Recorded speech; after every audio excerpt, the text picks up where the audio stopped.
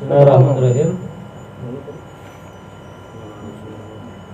Rasul sallallahu alaihi wasallam bersabda, qala Rasul sallallahu alaihi wasallam, Allah taala yaqulu li ahli jannah ya ahli jannah. Allah berkata pada penghuni surga, wahai penghuni surga.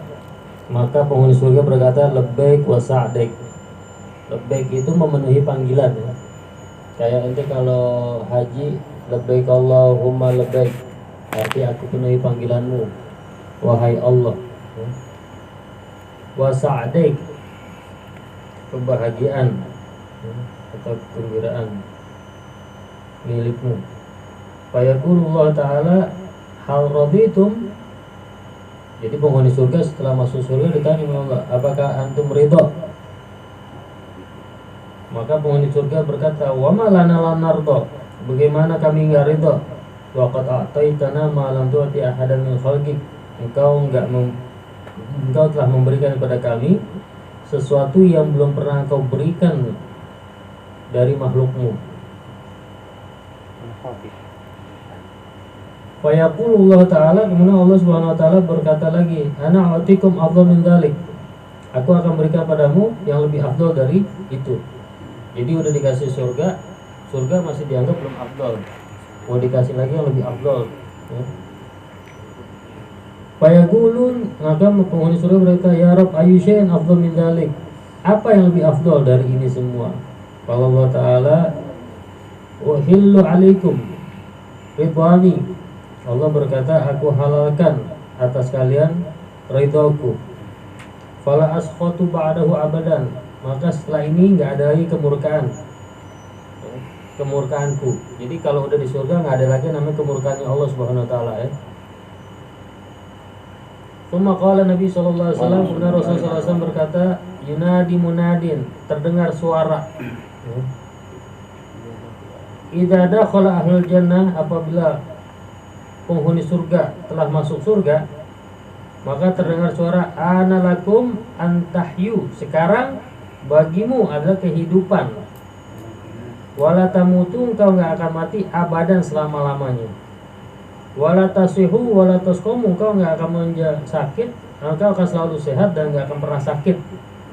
Wa antashibu wala tahrimu, dan engkau akan selalu muda, syabab dan enggak akan menjadi tua abadan selamanya. Wa anta tana'amu, engkau akan selalu diberikan kenikmatan atau mendapatkan kenikmatan. Wala taba'asu, enggak akan mendapatkan selain kenikmatan keburukan ya. Abadan. Wa dzalika qauluhu ta'ala, dan itu sesuai dengan firman Allah, wa nudu antilkumul jannata awrastumuha bima kuntum ta'lamun. Dan itulah surga yang diwariskan ta'malun bima kuntum ta'malun, yang diwariskan sebab amal-amalmu atau sebab apa yang kalian amalkan. Jadi kita di surga kita enggak lagi menikmati apa yang telah Allah berikan, tapi kita akan menikmati yang namanya ridwanullah atau ridhanya Allah. Bahkan kalau para aulia Allah itu enggak menikmati kenikmatan surga itu enggak terlalu nikmat buat mereka. Yang mereka nikmati adalah ketika dapat memandang cahayanya Allah Subhanahu wa taala. Itu udah paling kenikmatan yang luar biasa. Beda sama kita nih kelasnya ya. Di kelas kita di bedding enggak apa-apa asal di surga ya. Pikiran enggak apa-apa. Emperan surga enggak apa-apa, yang penting di surga kalau model kita nih ya. Dan di surga nanti orang enggak ada yang tua, enggak ada yang muda, sama semua. Seperti apa? Seperti umurnya Nabi Allah Isa, ada mah tua ratusan. Nabi Allah Isa ketika diangkat oleh Allah ke langit pada umur berapa? Umur 33. Nanti semua umurnya 33. Yang sekarang 40, ada yang 60, ada yang 20. Kita di sana sama 33 semua.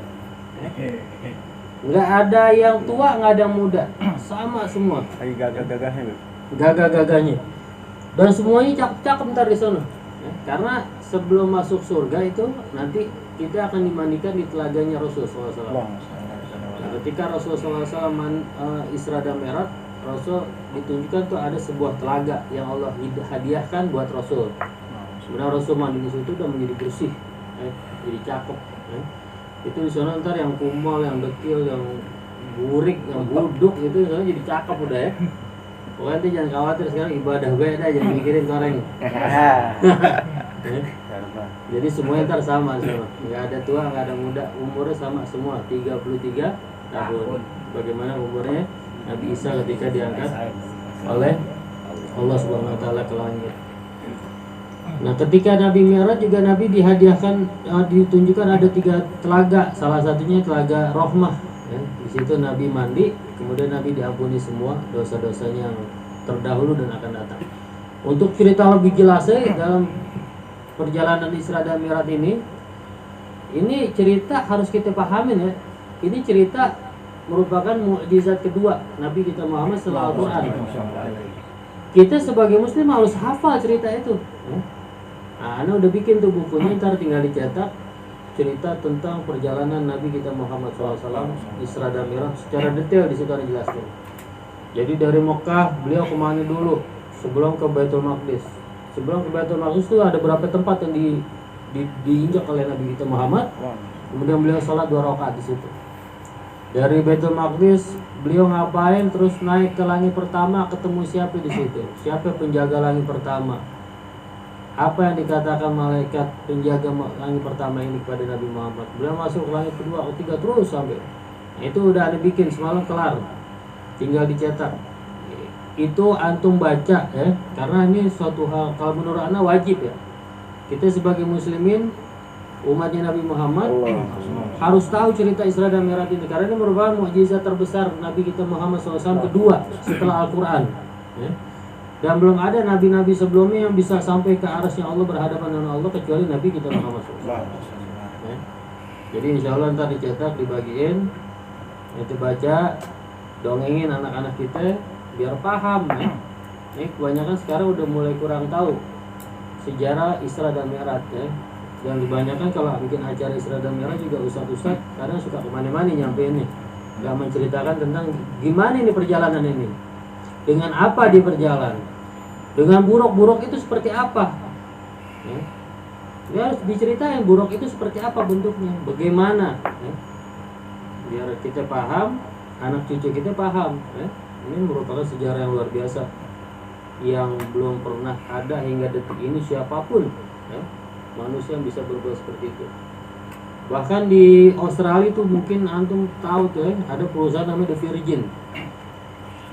Tahun ini dia bikin wisata ke Mars.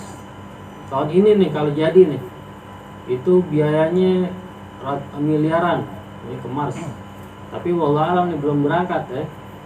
Mars itu bukan di langit, masih jauh dari langit pertama.